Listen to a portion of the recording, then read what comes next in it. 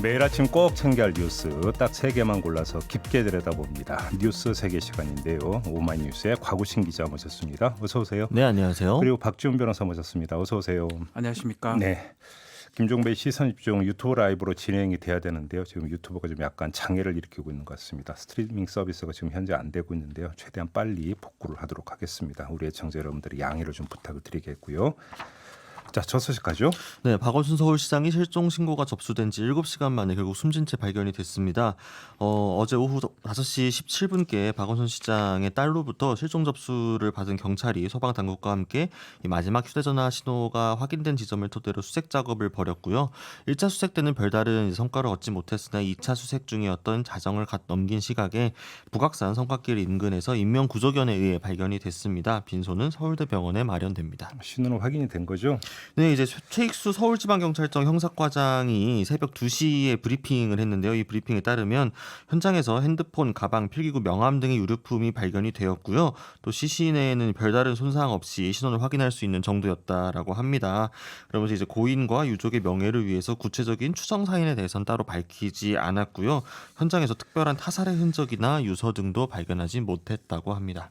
저도 어제 오후에 이 소식이 전해져 갖고 정말 어떻게 어안이 벙벙해가지고 좀 상당히 좀 충격적이었는데 아마 정치권 반응도 좀 그럴 것 같습니다. 반응이 어떻게 지금 나오고 있어요? 일단 공식 반응이 민주당은 아직 나오지 않고 있는 가운데 이제 개별 의원들이 간결한 추모와 애도를 좀 표하고 있는 상황입니다. 네. 그리고 이제 김부겸, 이낙연 두 당권 주자들은 모두 공식 일정을 취소를 한 상태고요.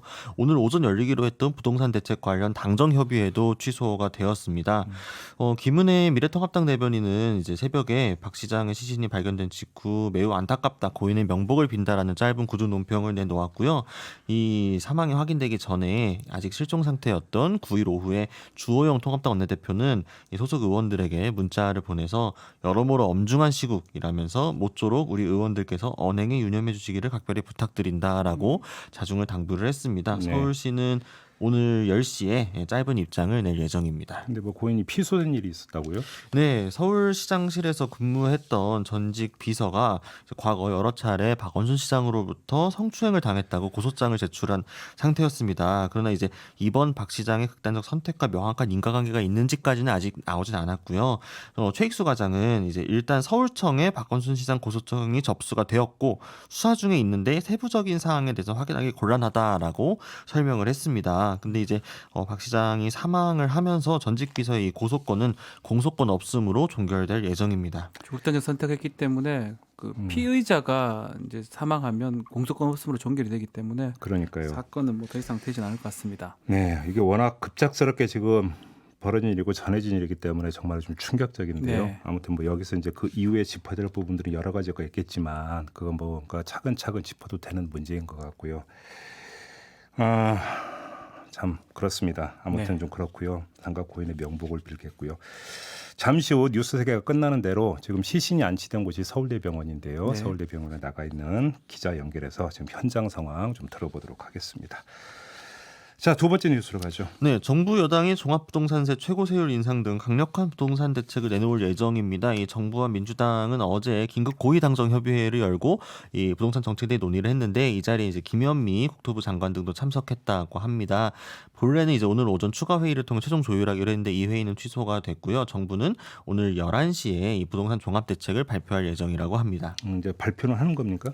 네. 네, 일단 오전까지는 하겠다고 했습니다. 근데 지금 언론 보도로 이미 좀 보도가 나오고 있던데요. 종부세 대폭 강화 이런 것들. 네, 일단 좀 어느 정도의 카드는 좀 윤곽이 나온 것 같은데요. 일단 이 다주택자에 대한 종부세율 인상이 제일 큰 걸로 보입니다. 최고세율을 한 5%에서 6% 수준으로 인상을 할 걸로 보이는데 이제 기존의 구간별 0.5에서 3.2%였던 거에 비하면 거의 2배에 가까운 수준입니다. 네. 다만 이제 인상 폭을 두고 기재부는 실효성이 크지 않다고 반대를 한 반면에 여당은 6% 인상안을 좀 강하게 주장하는 것으로 알려지면서 좀 갈등을 겪었다. 그래서 이제 오늘 오전에 최종 조율을 좀 하길 예정이었다고 했었습니다. 네. 또 이제 과세 표준 기준선을 좀 낮춰서 최고세율 부과 대상자를 좀 늘리는 방향으로 좀 바뀌고요.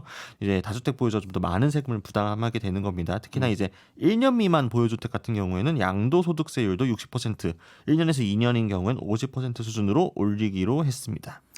그러니까 실거주 목적으로 주택을 샀다면 1년 안에 지금 더 다시 되파는 그렇죠. 이런 뭐 사실은 그 아주 극히 예외적이라고 보고 이건 보니까 네. 투기다 이렇게 이제 투기다 본다는 뭐 것이겠죠. 예. 알겠습니다. 아무튼 이제 효과가 있을 것인가 이게 지금 그 관심사이겠습니다. 비슷한 정책이 참여정부 때 노무현 정부 때 했던 거거든요. 근데 사실 실패했다고 보는 게 맞잖아요. 네. 글쎄요, 이게 사실 또 언론이나 이런 게 세금만 받으려 하는 거 아니냐, 보유세. 글쎄요, 좀 강하게 이제 사실 더 이상 방법은 없는 것 같아요. 부동산 좀 뛰는 걸 봤을 때는 네. 뭐 아무튼 해야 되겠죠, 네, 아마도. 저희가 2부에서 이제 이 정부의 부동산 대책에 대해서 이제 그동안 이제 강도 높게 이제 그 지적을 하고 비판을 해온 것이 바로 경실련 네. 아니겠습니까? 경실련의 김원동 본부장을 스튜디오에 직접 모시고 오늘 발표 예정인 이 정부 대책에 대해서 어떻게 평가를 하는지 과연 시장에 이른바 약발이 먹힐 수 있는 건지 함께 진단할 계획입니다. 김원동 본부장의 이야기가 저도 좀 궁금한데요. 잠시만 기다려 주시면 김원동 본부장의 진단을 좀 들으실 수 있습니다. 자, 마지막 뉴스로 넘어가죠. 네, 최강욱 열린민주당 대표가 자신의 페이스북에 법무부 알림을 올렸다가 삭제한 이후 계속된 공격을 받고 있습니다. 앞서 최강욱 대표는 이 법무부가 윤석열 검찰총장의 제안에 대해 공식적인 입장을 공개하기 전에 자신의 SNS에 해당 내용을 올렸다가 20분쯤 후에 삭제를 했는데요. 이제 일부 언론과 야당에서는 이 법무부의 내부 정보를 최 대표가 부당한 방법으로 사전에 입수한 것 아니냐라고 비판을 하면서 국정농단이라는 지적을 하고 있습니다. 최강욱 대표 본인은 뭐라고 그래요? 이거 이제 뭐 여러 번 이제 본인 페이스북을 통해서 해명을 했는데요. 일단 이제 당시 이제 귀가하는 과정에서 SNS에 언뜻 올라온 다른 사람의 글을 복사해서 잠깐 옮겨 적었던 거고 이후에 이제 글을 본 다른 지인이 이게 법무부가 표명한 입장이 아니다, 오해 소지가 있다라고 알려와서 곧바로 글을 내리고 정정한 게 전부라는 겁니다. 그래서 이제 법무부 안에서 이제 가안이 있었고 다른 뭐 입장문이 있었고 이런 내용들은 기사로 처음 알았다. 그래서 본인이 법무부를 들여다봤다라는 표현이 좀 기가 막히다라고 이야기를 했습니다.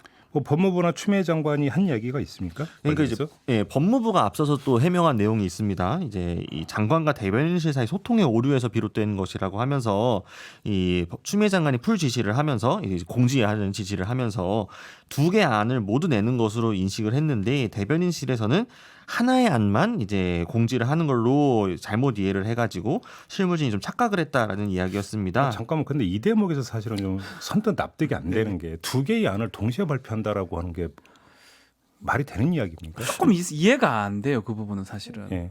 사실 근데 추미애 장관도 나중에 뭐 두 개 안을 A 안, B 안이 있었다고 하기 때문에 예. 실제로 이런 경우는 없죠. 그러니까요. 사실 하나만 예. 내죠. 그리고 통상은. 이제 추미애 장관이 또 어젯밤 좀 늦은 시각에 페이스북을 SNS 통해서 썼죠. 다시 또 그 이제 카카오톡하고 텔레그램 방 캡처한 사진을 같이 올리면서 실제로 어떤 정황이었는지 좀 이야기를 했습니다. 특히나 이제 뭐 최강욱 대표의 그 법무부 알림이 어떤 특정한 뭐 언어나 단어 표현 때문에 또 이게 뭐 설왕설래가 좀 있었는데 어쨌든 추미애 장관이 해명한 거에 따르면 8일 오후에 이제 먼저 건의문이 보고가 됐고 초안을 6시 40분쯤에 한번 냈다가 그다음에 이제 오후 7시 22분에 다시 한번 이 추가 수정 문안을 보냈고 이제 이 두 안에 대해서 확인을 해주고 공지가 나가는 과정에서 이게 조금 이 잘못 전달된 것 같다. 이런 식으로 이야기를 했습니다. 그런데 지금 이제 그 특정한 단어라는 게 수명자? 네, 네. 수명자라고 하는 단어 사실 저도 좀 생소하긴 한데 이것이 이제 그 군사 재판이나 이런 데에서나 쓰이는 단어이기 때문에 맞습니다. 최강욱 대표는 또 그 군 법무관 출신이고 네. 그렇게 연결을 짓는 시각이 또 어떻게 봐야 되는 겁니까?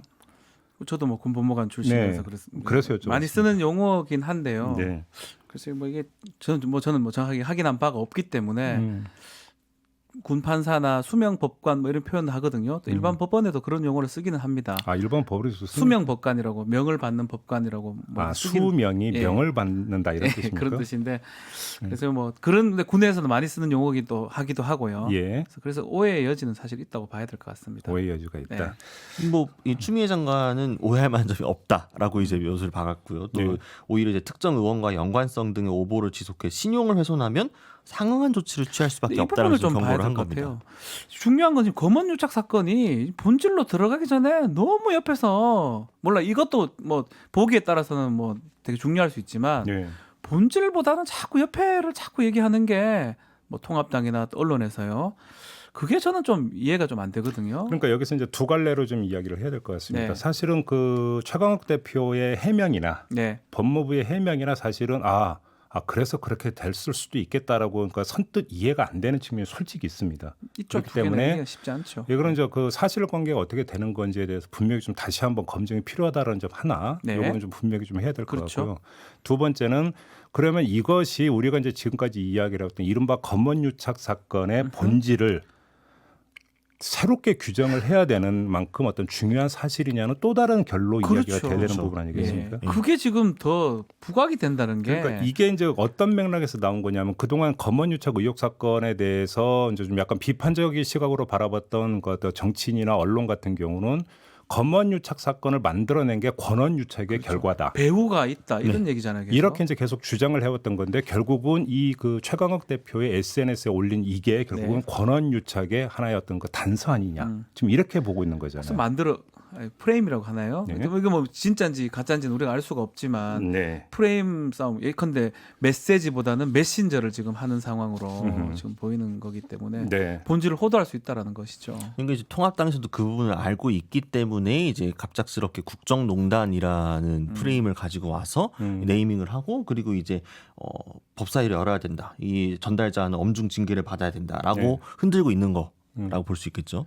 알겠습니다. 이제 관련해서 저희가 2부와 3부에서 2부에서는 이제 성일종 미래통합당 비대위원과의 인터뷰가 예정이 되어 있고요. 3부에서는 박주민 더불어민주당 최고위원과의 인터뷰가 지금 예정이 되어 있습니다. 두 사람께 이 문제는 뭐 질문을 안 드릴 수가 없는 것 아니겠습니까? 네, 이제 네, 어떤 이야기를 하는지 좀 그렇죠. 저희도 좀 들어봐야겠습니다. 경청을 해보도록 하겠고요. 마침 이제 그 오늘이 금요일이 내일이 이제 토요일 유튜브 전용 청기 누설이 방송이 되는 날인데요. 이 청기 누설 시간에도 한번 이걸 얘기해야 되겠습니다. 정밀 점검을 좀 한번 해보도록 하겠습니다. 자 이렇게 좀 마무리를 해야 될 것 같고요. 뭐 오늘 뭐 세 가지 뉴스를 전해드렸습니다만 가장 앞서고 가장 무거운 마음으로 먼저 어떤 시선을 집중해야 되는 건 이제 박원순 서울시장의 사망 소식 아니겠습니까? 관련해서 지금 시신이 안치된 곳이 서울대 병원인데요. 이곳의 어떤 지금 상황이 어떤지도 궁금합니다. 자, 뉴스 세계는 여기서 마무리를 하고 서울대병원에 나가 있는 기자 연결해서 현장 상황을 좀 들어보도록 하겠습니다. 일단 두 분과는 인사 나누죠. 오늘 수고하셨습니다. 감사합니다. 감사합니다. 네. 자 이렇게 뉴스 세계 마무리하고요. 서울대병원에서 취재를 하고 있는 MBC 보도국의 윤성문 기자 바로 연결을 하도록 하겠습니다. 나와 계시죠? 네, 안녕하십니까. 네. 지금 이 빈소는 차려졌습니까? 지금 빈소는 준비가 되고 있고요. 예. 방금 전에 이제 조화가 들어간 거 봐서는 네. 곧 이제 빈소가 차려질 것 같습니다. 예. 그러면 조문을 언제부터 받는 건지는 혹시 아직은 결정이 안 된 건가요? 아까 전에 서울시에서 이제 10시쯤부터 조문 받겠다 이렇게 얘기는 했었습니다. 예. 근데 이제 그 경우에 따라서는 일반인 조문과 이제 어떤 그 뭐 다른 분들의 어떤 조문을 어떤 시차를 두고 하는 경우도 있었는데 이번에는 뭐 일반인 조문 그럼 10시부터 일반인 조문도 이제 다 받겠다라는 이런 이야기인가요? 일반인 조문은 아직은 뭐 결정이 안 된 것 같고요. 유족들과 지금 계속 협의를 하고 있다고 하는 상황인데 예. 현장에서는 뭐 일반인 조문 받겠다 이런 얘기도 있긴 한데 아직 뭐 협의가 계속 되고 있는 것 같습니다. 그래요. 지금 장례식을 어떻게 치를지가 좀 궁금한데요. 뭐 발인 날짜라든지 이 장례를 어떤 규모로 치르는지 혹시 이런 게 결정이 됐습니까? 사실은 뭐 지금 그런 부분들까지는 정해지지 않은 것 같고요. 워낙 네. 이 황망한 그러게요. 죽음이라서 네. 그런 것 같습니다. 그럼 아직 이게 지금 뭐 발인 날짜나 이런 뭐 시민장으로 할지 가족장으로 할지 이런 건 아직은 좀 미정인 상태도 이렇게 좀 봐야 되겠네요. 그러면 네. 알겠습니다. 지금 현장 분위기 좀 자세히 전해주세요. 어떻습니까?